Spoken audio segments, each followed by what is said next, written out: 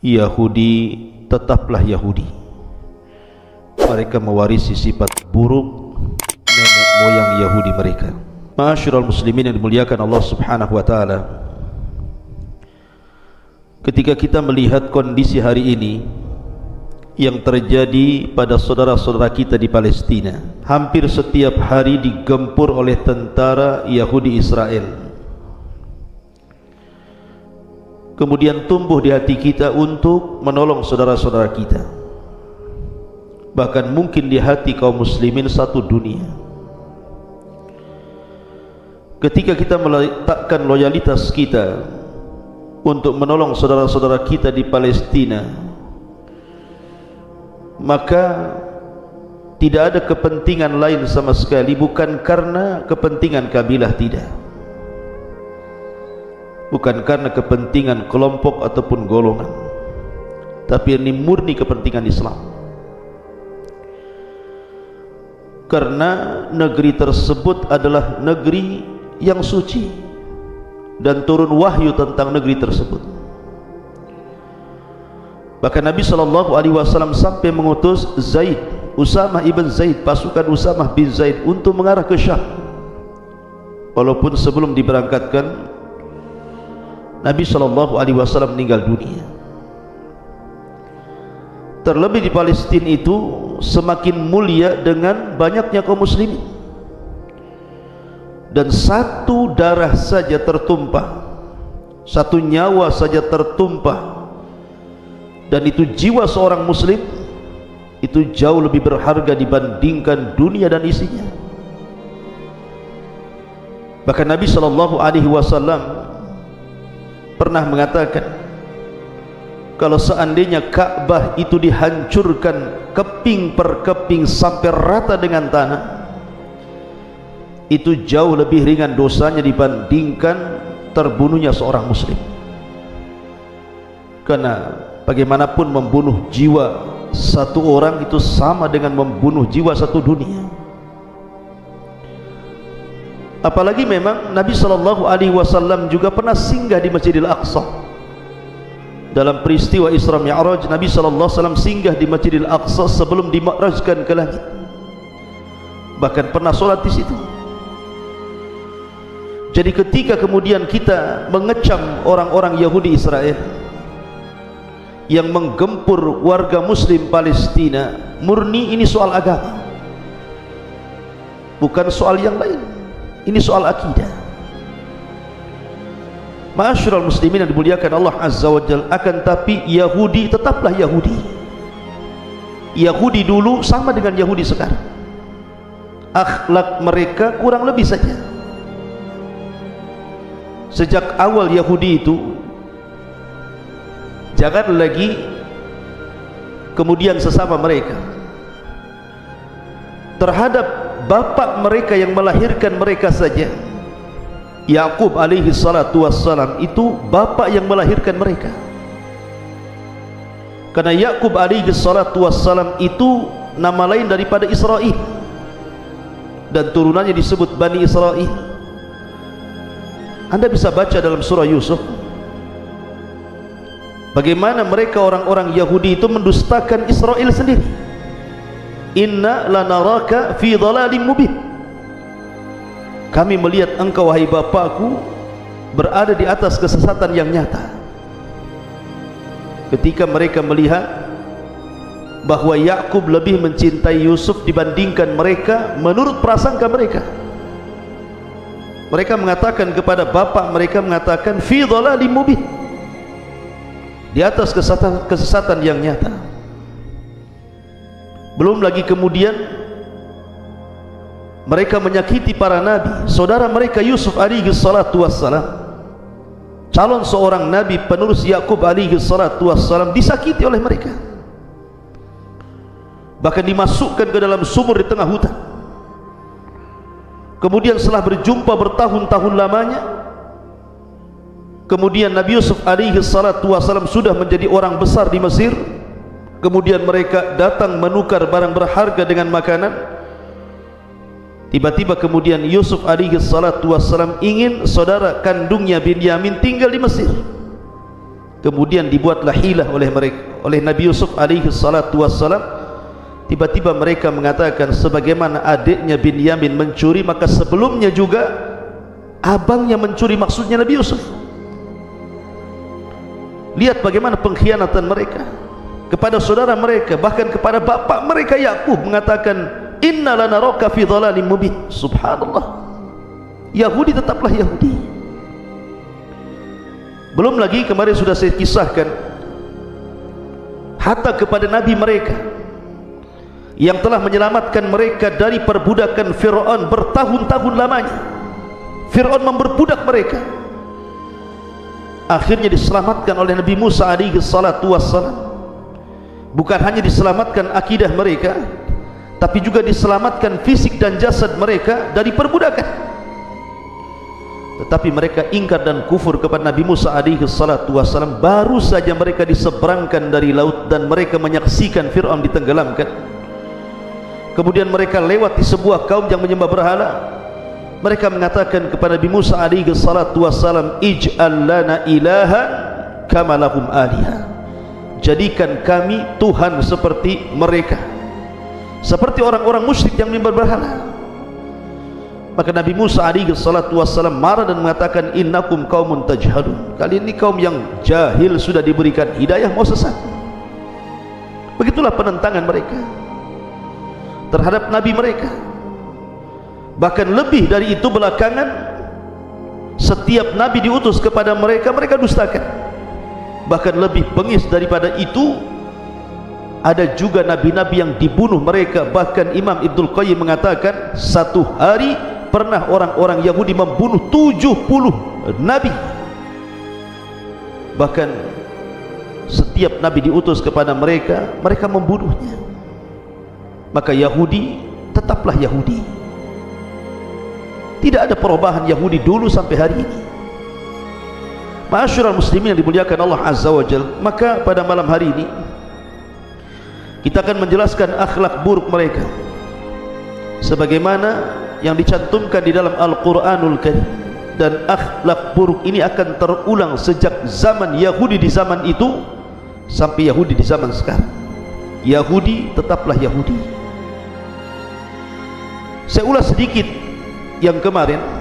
Yang pertama, syiddatul adawati lil mu'minin wa bughdihim. Kerasnya permusuhan orang-orang Yahudi terhadap orang-orang yang beriman, dan kebencian mereka melekat di hati-hati mereka kepada orang-orang yang beriman. Dan itu Allah Subhanahu wa taala firmankan, la tajidanna ashaddan nasi adawatan lilladzina amanu al-yahuda walladzina asyraku. Dalam surah Al-Maidah 82 Allah mengatakan, dan sungguh engkau akan mendapati manusia yang sangat kuat permusuhannya terhadap orang-orang yang beriman. Mereka lah orang-orang Yahudi dan orang-orang yang menyekutukan Allah Subhanahu wa taala. Dari zaman ke zaman, ikhwan, mereka berperang melawan orang-orang yang beriman. Seperti saya contohkan umpamanya bagaimana di zaman sebelum Nabi sallallahu alaihi wasallam diutus, tepatnya di negeri Yaman namanya Najrah. Bagaimana Dzunwas raja Yahudi membantai ribuan warga Nasrani dengan cara dibakar hidup-hidup, sehingga Allah Subhanahu wa taala berfirman dalam Al-Quran, dengan sebab peristiwa Dzunwas di Najran ini turun ayat dalam suratul Buruj, wa ma naqamu minhum illa an yu'minu billahil azizil hamid. Tidaklah mereka menyiksa orang-orang yang beriman kecuali karena mereka beriman kepada Allah, zat yang maha perkasa. Jadi sebab beriman itulah justru diperangi. Ma'asyiral muslimin yang dimuliakan Allah Azza wa Jalla. Belum lagi di zaman Nabi sallallahu alaihi wasallam, bagaimana pengkhianatan orang-orang Yahudi kepada kaum muslimin, upaya pembunuhan kepada Nabi sallallahu alaihi wasallam, dan begitu seterusnya. Bahkan membantu orang-orang musyrik Arab untuk memusuhi Rasul. Ma'asyiral muslimin yang dimuliakan Allah Azza wa Jalla, maka sejak saat itulah permusuhan tidak akan pernah padam, karena Allah mengatakan wala tarda ankal yahudu wala nasara hatta tattabi'a millatahum. Orang-orang Yahudi itu tidak akan redha ataupun orang-orang Nasrani kepadamu ya Muhammad sampai engkau mengikuti agama mereka. Yang kedua, ma'asyiral muslimin yang dimuliakan Allah Azza wa Jalla, di antara akhlak buruk mereka adalah qatlul anbiya'i war rusul. Kebiasaan mereka suka membunuh para nabi dan rasul. Sebagaimana saya tadi katakan, Imam Ibnul Qayyim rahimahullah ta'ala sampai mengatakan pernah satu hari 70 nabi dibantai orang Yahudi.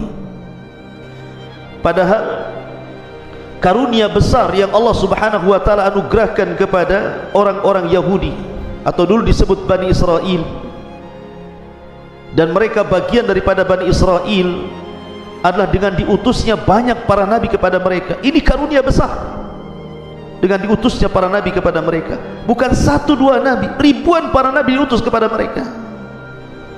Tetapi mereka kaum yang inat, kaum yang menentang kepada Allah dan Rasulnya, sehingga Allah subhanahu wa ta'ala berfirman di dalam Al-Quranul Karim, walaqad atayna Musal kitaba wa qaffayna min ba'dihi bir rusul wa atayna Isa ibn Maryam al-bayyinati wa ayyadnahu bi ruhil qudus afa kullama ja'akum rasulun bima la tahwa anfusukum mustakbartum fa fariqan kadzabtum wa fariqan taqtulun. Dan sungguh kami telah memberikan Taurat kepada Musa, dan kami susulkan setelahnya dengan rasul-rasul yang banyak, dan kami telah berikan kepada Isa putra Maryam bukti-bukti kebenaran, serta kami kuatkan dia dengan Ruh Kudus Jibril. Mengapa setiap rasul yang datang kepada engkau kemudian membawa sesuatu pelajaran yang tidak kamu inginkan, kamu menyombongkan diri, lalu sebagian kalian mendustakan rasul dan sebagian kalian membunuh rasul? Itulah tradisi orang-orang Yahudi sejak dulu. Yaqtulunal anbiya, suka membunuh para nabi. Yaqtulunal abriya, membunuh orang-orang baik. Yaqtulunas salihin, membunuh orang-orang saleh, dan membunuh orang-orang yang beriman. Bagi mereka darah seorang yang beriman itu nilainya sangat murah sekali. Makanya wajar kalau seandainya orang-orang Yahudi Israel membantai kaum muslimin, tidak ada rahmat dalam hati mereka. Mereka seperti membunuh binatang. Ma'asyiral muslimin yang dimuliakan Allah subhanahu wa ta'ala, kita lihat sejarah yang sering saya ulang-ulang, bagaimana Nabi Yahya alaihi salatu wassalam dipenggal lehernya. Siapa yang memenggal leher Nabi Yahya? Yahudi. Kemudian Nabi Zakaria digergaji ketika sembunyi dalam pohon. Siapa yang membunuh Zakaria? Yahudi. Kemudian nabi-nabi yang lain, Nabi Daniel, kemudian Nabi Hazkiel, kemudian nabi-nabi Bani Israel, betapa banyak yang dibunuh orang-orang Yahudi. Bahkan ada upaya pembunuhan kepada ulul azmi minar rusul, Isa bin Maryam. Tapi Allah subhanahu wa ta'ala tidak menghendaki seorang rasul harus dibunuh. Makanya Allah subhanahu wa ta'ala angkat Isa ke langit dan Allah selamatkan. Bahkan Nabi SAW juga tidak lepas target dari pembunuhan. Bagaimana orang-orang Yahudi menyewa tukang sihir Labid bin Asam untuk menyihir Rasul. Bagaimana seorang wanita Yahudi Zainab bintul Harith meletakkan racun di paha kambing kesukaan Nabi SAW. Dan itu akhlak buruk akan terulang sampai hari ini. Yahudi tetaplah Yahudi.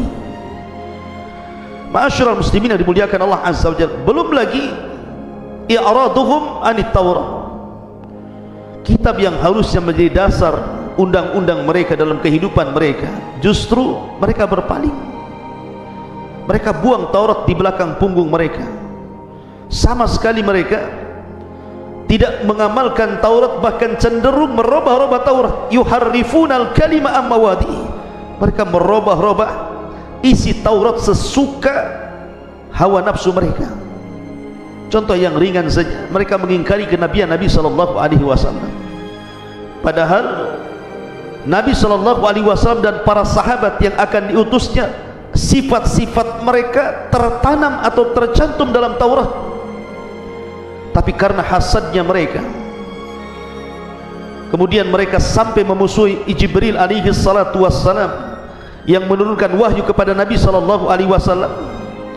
Bahkan lebih daripada itu, kemudian orang-orang Yahudi berusaha untuk mengingkari kerasulan Nabi sallallahu alaihi wasallam dengan cara berkomunikasi dengan orang-orang musyrik Arab untuk mendustakan Nabi sallallahu alaihi wasallam. Dan ini akhlak yang sangat buruk mereka, meninggalkan kitab-kitab mereka. Ma'asyiral muslimin yang dimuliakan Allah Subhanahu wa taala, maka Yahudi tetaplah Yahudi. Kemudian juga di antara akhlak buruk orang Yahudi yang keempat, ittikhadul alihati wal wuqu'u fi syirki. Mereka sudah tidak lagi mengacu kepada Taurat, karena setiap kitab yang diturunkan dari langit itu semua mengajak ke dalam tauhid. Karena tauhid itu asas dakwahnya setiap para nabi dan rasul. Kenapa Allah Subhanahu wa taala menciptakan manusia dan jin? Tidak lain alasannya untuk mentauhidkan Allah. Kenapa Allah Subhanahu wa taala mengutus para nabi dan rasul? Alasannya cuma satu, untuk menegakkan tauhid, termasuk menurunkan kitab-kitab langit, Suhuf, Taurat, Zabur, Injil, Al-Quran, dalam rangka menegakkan tauhid. Tetapi orang-orang Yahudi tidak pernah mengikuti ajaran tauhid, sehingga sebagian mereka keyakinannya sama seperti orang-orang Nasrani yang menuhankan nabi mereka. Sampai Allah Subhanahu wa taala katakan dalam Al-Quran, wa qalatil yahud Uzair ibnullah wa qalatil nasara al-masih ibnullah dzalika qauluhum bi afwahihim yudahiuna qaulal ladzina kafaru qatalahumullahu anna yufakun. Berkata orang-orang Yahudi, Uzair itu anak Allah. Kenapa Uzair dikatakan anak Allah? Ceritanya begini. Dahulu ketika Palestina atau khususnya kerajaan Yahuda dibantai oleh seorang raja Babylon, Irak, namanya Bukhtun Nasr, dihancurkan sehancur-hancurnya. Tidak ada bangunan kecuali diratakannya. Bukan hanya itu, Haikal Sulaiman atau dalam bahasa kita Masjidil Aqsa. Jadi Islam menyebut Masjidil Aqsa, orang Yahudi menyebutnya Haikal Sulaiman. Itu dihancurkan sampai rata dengan tanah. Yang laki-lakinya dibantai, perempuan dan anak-anaknya dijadikan budak, dibawa ke Irak, dan itu bertahun-tahun dihinakan seperti itu. Lah di zaman itulah muncul seorang nabi namanya Uzair. Uzair lewat di tempat kehancuran Palestina itu. Makanya Allah Subhanahu wa taala firmankan, au kalladzi marra ala qaryatin wa hiya khawiyatun ala urushiha. Ketika ada seorang nabi lewat, melihat kota yang hancur sampai urushiha, ke akar-akarnya, bangunannya, pondasi-pondasinya itu sampai hancur lebur. Kemudian mengatakan, anna yuhyillah hadhihi ba'da mautiha. Mungkinkah Allah Subhanahu wa taala mengembalikan kota yang hancur lebur seperti ini? Uzair tidak mengingkari bahwa Allah sanggup, tidak, tetapi layaknya kita melihat kota yang hancur seperti mamanya Suriah dihancurkan di Aleppo begitu, kemudian kita lihat mungkin enggak dalam 100 tahun ke depan ini bisa seperti sekarang, begitu maksudnya. Tetapi Allah Subhanahu wa taala ala kulli syai'in qadir. Akhirnya kemudian Uzair pun ketika istirahat di sebuah gua, fa amatahu Allahu mi'ata amin thumma ba'atha. Tiba-tiba Uzair ditidurkan 1 abad. Setelah itu dibangunkan setelah 1 abad. Dia tidur di waktu zuhur, kemudian dibangunkan di waktu asar. Jadi sangka dia tidur separuh hari saja. Kemudian malaikat menjelma manusia bertanya, kam labista? Maka Uzair mengatakan, labithtu yauman aw ba'da yaum. Berapa lama kau tinggal di gua ini? Kata Uzair, 1 hari atau setengah hari. Maka malaikat mengatakan, bal labithta mi'ata amin. Engkau sudah tidur di sini selama 1 abad wahai Uzair. Akhirnya kemudian diperlihatkan kekuasaan Allah. Salah satunya adalah ketika melihat keledai. Keledai itu sudah jadi tulang belulang, namanya sudah 100 tahun. Tiba-tiba kemudian Allah Subhanahu wa taala memperlihatkan bagaimana keledai yang sudah jadi tulang belulang itu dirangkai kembali. Tiba-tiba kemudian tulangnya menyatu menjadi tengkorak keledai, kemudian daging-dagingnya datang entah dari mana-mana, kemudian melekat di badan. Jadilah kemudian keledai itu persis seperti keledai. Tiba-tiba Allah tiupkan ruh. Ketika ditiupkan ruh, keledai itu menjerit seolah-olah kiamat dibangkitkan. Dan ini Allah ingin tunjukkan kepada Uzair bahwa innallaha ala kulli syai'in qadir. Allah itu atas segala sesuatu maha mampu. Akhirnya Uzair pun pulang. Tidak ada yang kenal karena sudah satu abad. Lah ketika kemudian dia pulang, baru tersebar kabarnya. Kemudian dia mencari papan Taurat, rupanya papan Taurat sudah hilang, entah hancur, entah dicuri Bukhtun Nasr, wallahu alam. Tapi yang jelas bahwa orang-orang Yahudi dan Bani Israel kala itu kehilangan tuntunan mereka, kitab suci mereka. Akhirnya Uzair pun Allah ilhamkan mampu menghafal Taurat di kepalanya. Maka mulailah dia mengajarkan Taurat berdasarkan hafalannya. Subhanallah, Musa saja mengajarkan Taurat dengan membaca papan Taurat, dia sanggup menghafal Taurat di kepalanya. Dari situlah orang-orang Yahudi hulu memuji Uzair sampai mengatakan tidak mungkin Uzair hafal Taurat kecuali dia anak daripada Allah Subhanahu wa taala. Sejak itu orang-orang Yahudi mengatakan Uzair adalah anak Allah. Maka Islam mengatakan kul huwallahu ahad, Allahus samad, lam yalid walam yulad walam yakul lahu kufuwan ahad. Allah tidak dilahirkan dan Allah tidak melahirkan. Allah tidak punya pasangan dan Allah tidak punya keturunan, karena dia ahad.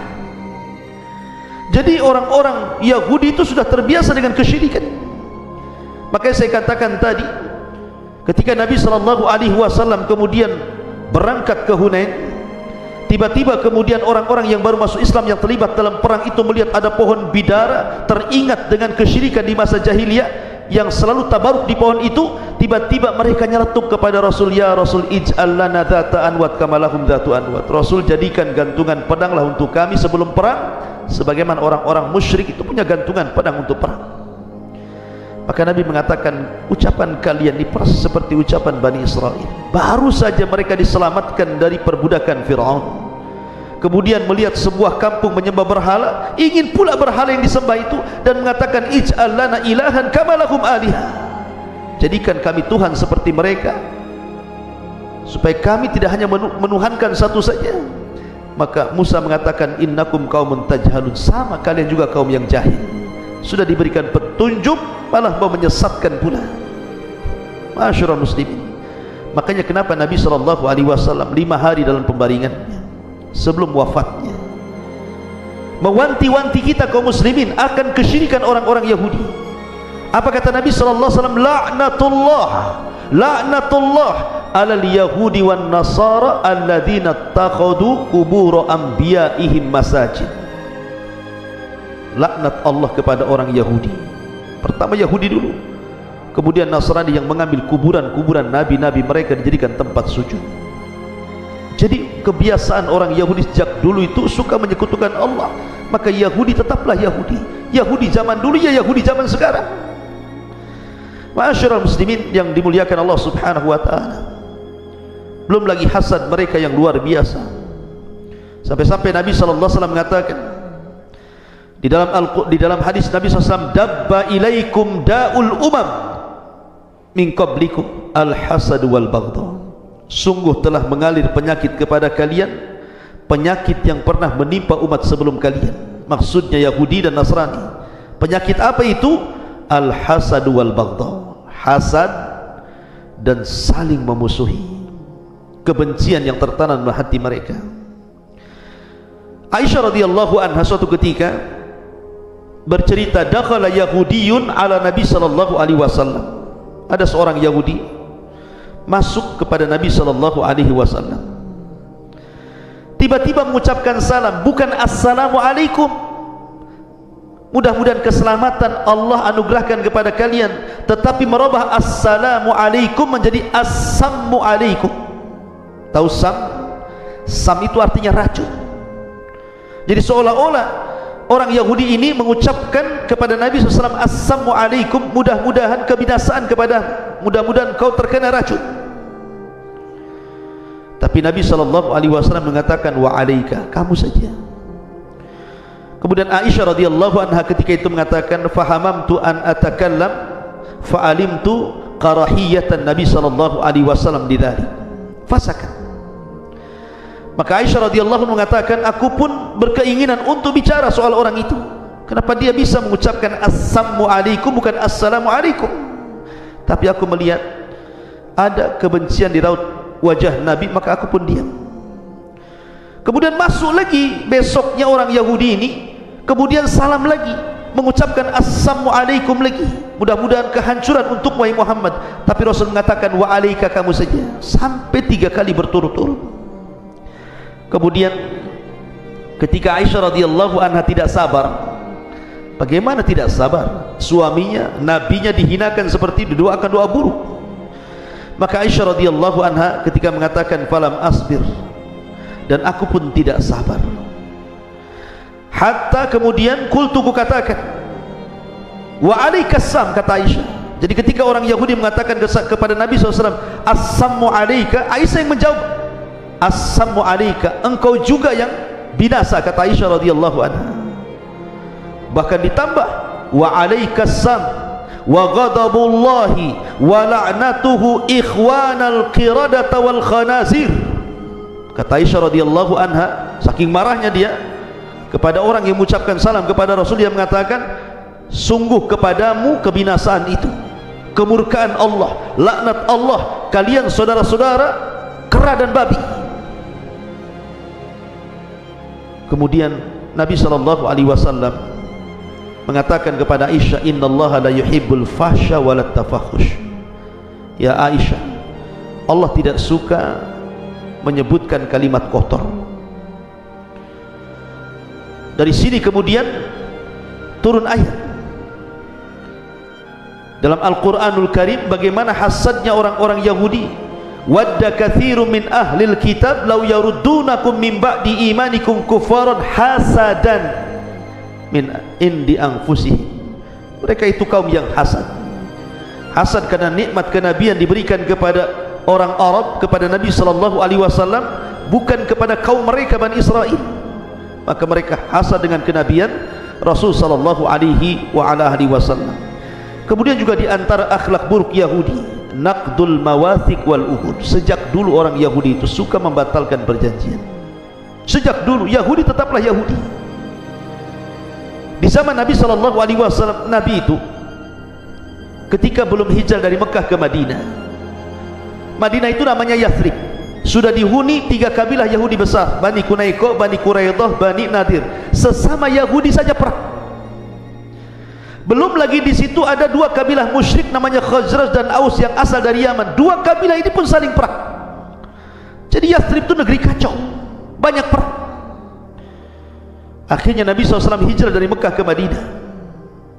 Dengan kedatangan Nabi SAW, maka tercerahkan Madinah, sehingga Nabi SAW berusaha untuk mendamaikan umat antar beragama, mendamaikan orang Yahudi satu dengan yang lainnya, mendamaikan orang Yahudi yang suka berperang dengan orang-orang musyrik. Sampai-sampai Nabi SAW katakan kepada mereka, ngapain kalian perang?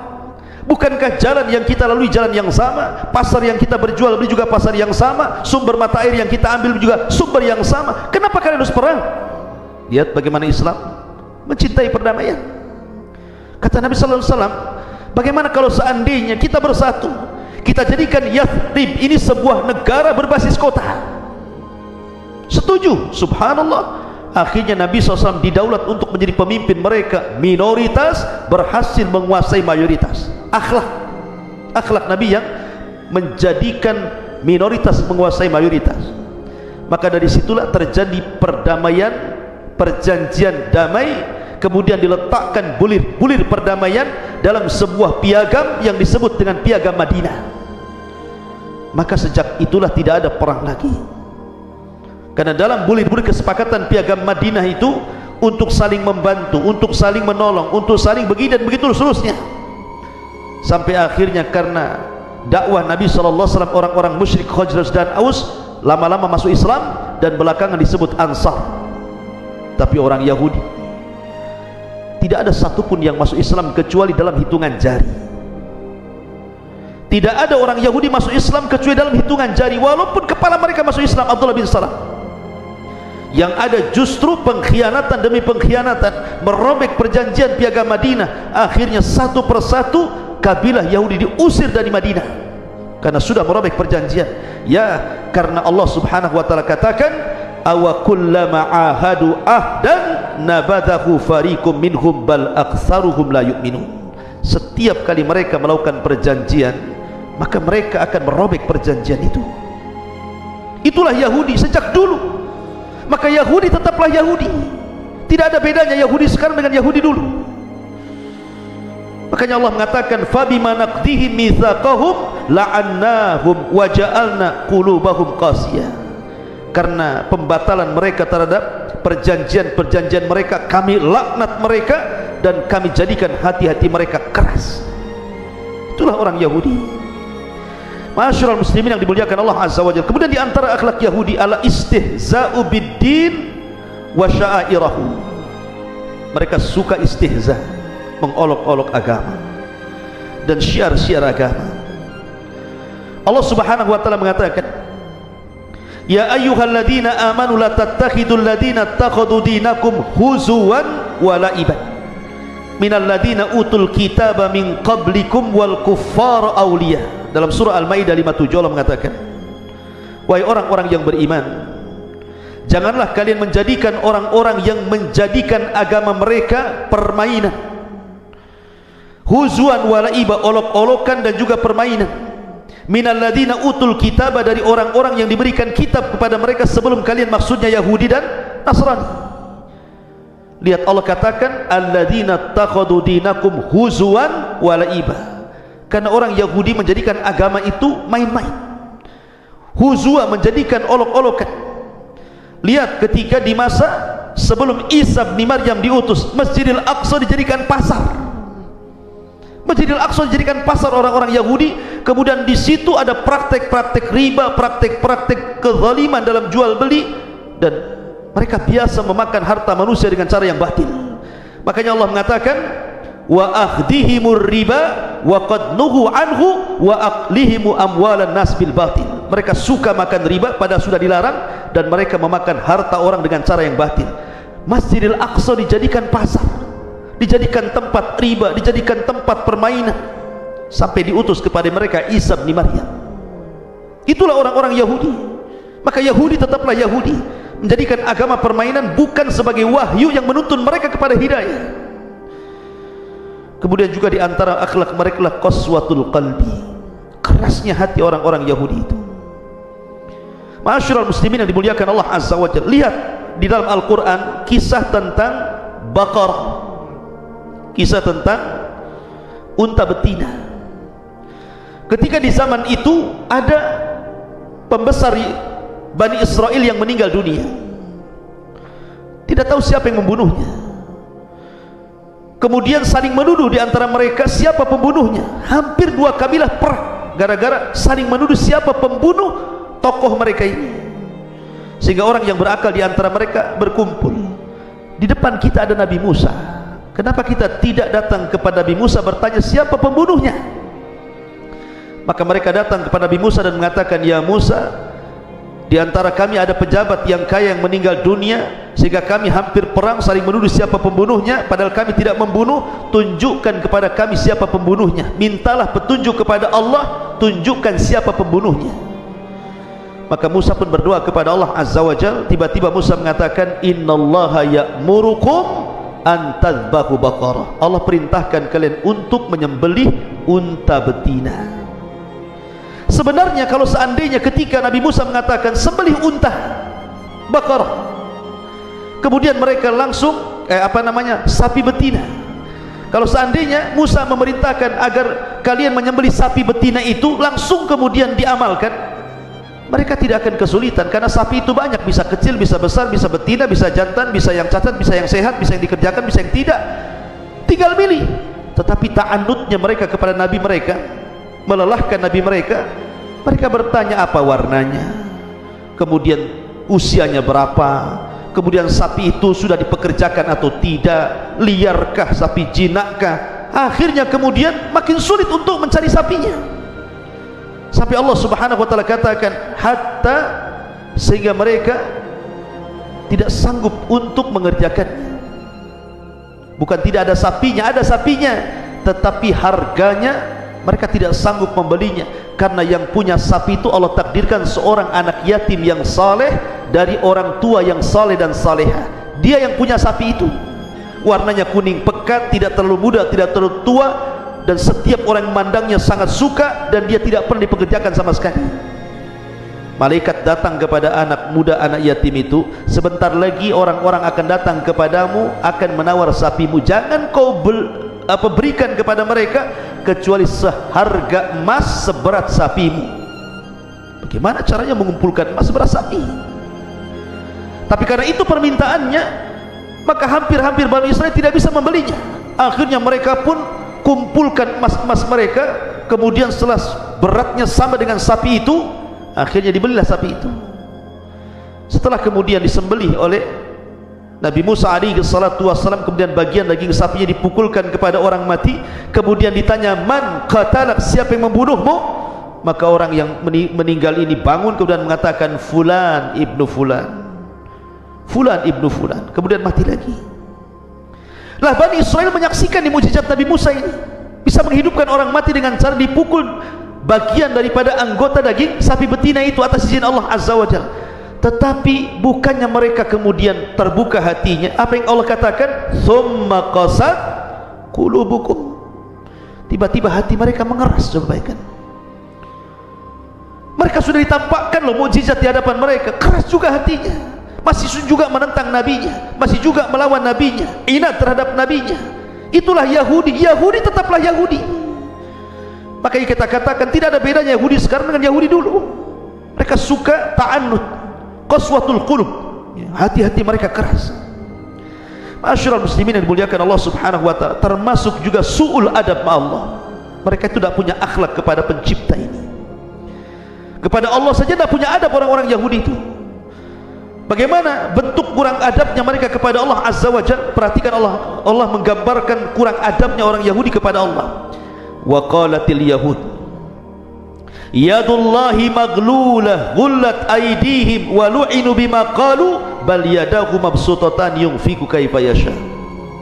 Orang Yahudi mengatakan tangan Allah terbelenggu. Lihat, mereka mengatakan tangan Allah terbelenggu. Kemudian mereka menuduh Allah itu bakhil karena Allah mensyariatkan zakat, sedekah. Kemudian mereka mengatakan Allah bakhil,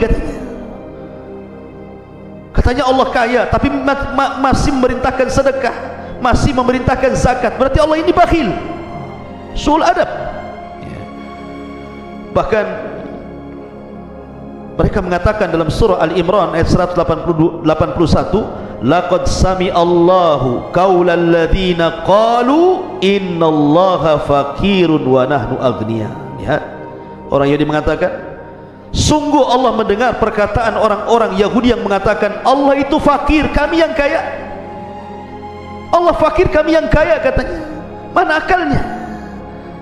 Masa Allah fakir, mereka kaya? Sampai-sampai kemudian mereka mengatakan sya'bullahil mukhtar, kami orang pilihan Allah di permukaan bumi. Siapa bilang anda pilihan Allah? Kalau memang anda pilihan Allah, anda orang-orang saleh. Kenapa anda mendustakan ayah kalian Yakub dan mengatakan innala naraka fi dhalalim mubin? Kenapa anda memasukkan Yusuf ke dalam jurang? Kenapa anda mendustakan Nabi Musa dan membunuh para nabi? Itulah, apakah itu sya'bullahil mukhtar? Makhluk pilihan Allah yang dipilih di permukaan bumi, yang membunuh para nabi dan mendustakan ajarannya. Dari mana sya'bullahil mukhtar?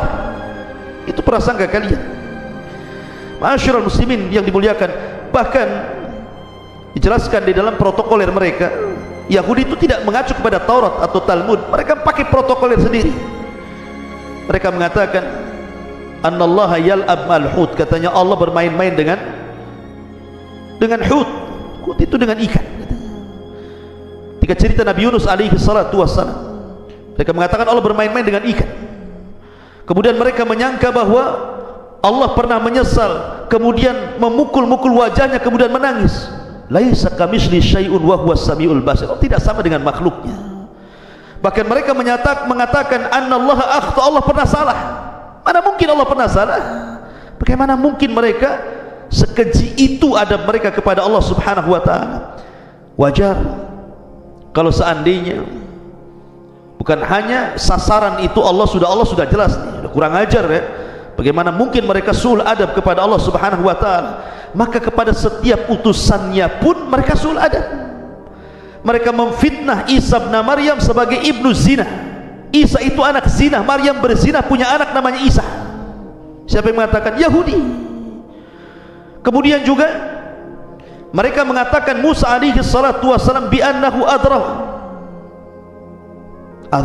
Musa itu katanya penuh dengan cacat badannya, sebagaimana sudah saya kisahkan.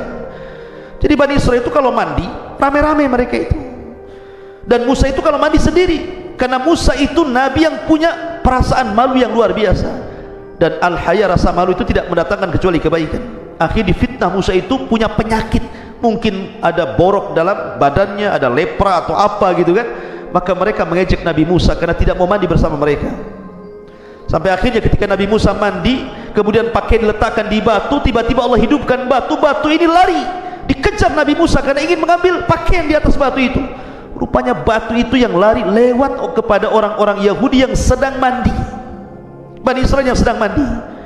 Nabi Musa mengejar batu itu dengan telanjang. Lah, orang-orang Yahudi melihat, ternyata tidak ada tubuh yang paling indah dibandingkan Musa alaihi salatu wasallam. Dari sini Rasul mengatakan, rahimallahu akhi Musa laqad udhiya katsiran fasabara. Sungguh Allah merahmati saudaraku Nabi Musa, banyak kali ujiannya tapi dia sabar. Ma'asyiral muslimin yang dimuliakan Allah azza wajalla. Sampai di sini tidak. Mereka menuduh Nuh alaihi salatu wassalam bi annahu syaribal khamra, tukang mabok. Nabi Nuh dikatakan tukang mabok sama orang Yahudi. Kurang ajar tidak? Kemudian juga menuduh Lut zana bibnataihi, berzina dengan kedua putrinya, menuduh nabinya berzina, naudzubillah. Bahkan mereka mengatakan Sulaiman itu sahir. Hari ini mereka ingin mencari haikal Sulaiman, karena keyakinan mereka kalau haikal itu terbangun maka akan datang penolong bagi mereka, Meteus mereka, yang bagi kita penolongnya adalah Dajjal itu. Kalau mereka melihat kilas sejarah, mereka tidak pernah beriman dengan Nabi Sulaiman. Bahkan mereka menuduh Sulaiman itu tukang sihir. Makanya ketika orang-orang Yahudi di zaman Rasul datang kepada Nabi SAW bertanya tentang sihir, kemudian Nabi SAW membacakan ayat wattaba'u ma tatlu syayatin ala mulki Sulaiman wa ma kafara Sulaiman walakinna syayatina kafaru yu'allimuna an-nasa as-sihra ila akhiril ayat. Turun ayat ini. Kemudian mereka mengatakan, lihat si Muhammad itu, dia tidak tahu siapa Sulaiman. Sulaiman itu adalah sahir, dialah yang menyihir jin dan syaitan supaya jin dan syaitan itu mengabdi kepadanya. Bahkan dia kepalanya tukang sihir. Jadi orang Yahudi menuduh Nabi Sulaiman itu tukang sihir yang menyihir jin dan setan supaya mengkhidmat kepada dirinya. Sekarang kemudian masjid yang selama ini dibangun Sulaiman diagung-agungkan. Di mana Anda dengan Nabi Sulaiman? Kenapa kemudian kakek-kakek Anda menuduh Sulaiman sebagai tukang sihir? Maka saya katakan Yahudi tetaplah Yahudi. Ma'asyiral muslimin dimuliakan Allah azza wa jalla. Bahkan di antara akhlak mereka, mereka suka tafarruq wal ikhtilaf, suka berpecah. Makanya Nabi SAW mengatakan sataftariku iftaraqatil yahud ala 71 firqatan waftaraqatin nasara ala 72 firqatan wa sataftariku hadhil umma ala 73 firqah. Orang Yahudi terpecah menjadi 71 golongan, Nasrani 72, Islam 73. Tapi lihat urutan hadis. Yang pertama kali mencontohkan perpecahan siapa? Yahudi, karena Yahudi datang duluan, baru Nasrani, baru Islam. Bahkan yang memecah Nasrani Yahudi, yang memecah Islam pun Yahudi. Kalau kita melihat firqah yang pertama pecah dalam Islam dua, pertama Khawarij, yang kedua Syiah. Itulah sempalan Islam pertama yang muncul dalam Islam pertama. Orang-orang Khawarij sudah ada sejak zaman Rasul, kemudian Syiah muncul di zaman para sahabat Rasul. Dua firqah ini yang ngasas satu orang, Abdullah, seorang Yahudi namanya Abdullah ibn Sabah. Abdullah ibn Sabah ini seorang Yahudi, berasal dari Yaman, dari kabilah Himyar. Dia seorang Himyari, Al-Himyari Al-Yamani. Abdullah ibn Sabah ini seorang Yahudi yang pura-pura masuk Islam di zaman Utsman. Akhirnya dialah yang mencetuskan dua firqah sesat dalam Islam, Khawarij kemudian Syiah. Belakangan kemudian muncul ada Qadariyah, ada Murji'ah, ada kemudian juga Mu'tazilah dan yang lainnya, kemudian terpecah-pecah sampai 73 kelompok. Tapi yang mengasas perpecahan ini siapa? Yahudi, Abdullah bin Sabah. Masyarul muslimin yang dimuliakan Allah Azza wa Jalla, termasuk juga di antara akhlak mereka adalah ta'annutuh wa kathratu as'ilatihim. Terlampau banyak soalan-soalan mereka yang tidak ada gunanya, seperti saya contohkan kisah Baqarah tadi. Ini di antara akhlak-akhlak buruk Yahudi. Saya katakan Yahudi tetaplah Yahudi. Mereka mewarisi akhlak buruk nenek moyang mereka. Maka Islam, ketika kita meletakkan loyalitas kepada Palestina, saya ulangi, ketika orang Yahudi berusaha menyerang kaum muslimin di Palestina, bukan karena kabilah Palestina, bukan karena kita suka atau tidak suka dengan orang-orang Palestina, bukan itu masalahnya. Tapi ini akidah din, akidah agama, soal agama. Karena turun kepada kita wahyu tentang keutamaan Palestina, keutamaan Al-Quds, keutamaan Baitul Maqdis di beberapa ayat dalam Al-Quran. Lebih-lebih di situ adalah orang-orang Muslim yang Nabi SAW mengatakan kal jasadil wahid, seperti jasad yang satu. Idza ishtaka minhu udwun tada'alahu sairul jasadi bis sahri wal hamma. Kalau satu jasad saja sakit, semua jasad pasti sakit. Itulah mathalul mu'minina fi tawadu'ihim wa tarahumihim, permisalan muslim satu dengan muslim yang lainnya dalam hal kasih sayang mereka. Kal jasadil wahid, seperti jasad yang satu. Kalau mereka disakiti, maka kita juga sakit. Oleh karena itulah maka selayaknya kita marah kepada orang-orang Yahudi. Tapi sudah sunnatullah yang dicantumkan dalam Al-Quran, permusuhan orang Yahudi itu akan terus ada sampai hari ini, bahkan sampai hari kiamat. Kita hanya bisa mendoa kepada Allah Subhanahu wa ta'ala, mudah-mudahan Allah menolong saudara-saudara kita yang ada di Palestina, kemudian juga menghancurkan orang-orang Yahudi dan orang-orang kafir di sana, dan semoga Allah Subhanahu wa ta'ala memulihkan kondisi saudara-saudara kita di sana sehingga mereka bisa beribadah layaknya kita di sini negeri aman. Karena bagaimanapun tidak ada nikmat yang lebih besar dibandingkan nikmat aman. Karena anda tidak mungkin merasakan nikmat aman kecuali anda pernah tinggal di negeri konflik. Kalau anda pernah tinggal di konflik, pasti anda ingin hijrah ke tempat yang aman. Maka negeri kita negeri aman. Bersyukurlah kepada Allah Azza wa Jalla sebelum negeri kita seperti negeri-negeri konflik di luar sana. Subhanakal bihamdika asyhadu an la ilaha illa anta astaghfiruka wa atubu ilaik. Allah ta'ala. Assalamualaikum warahmatullahi wabarakatuh.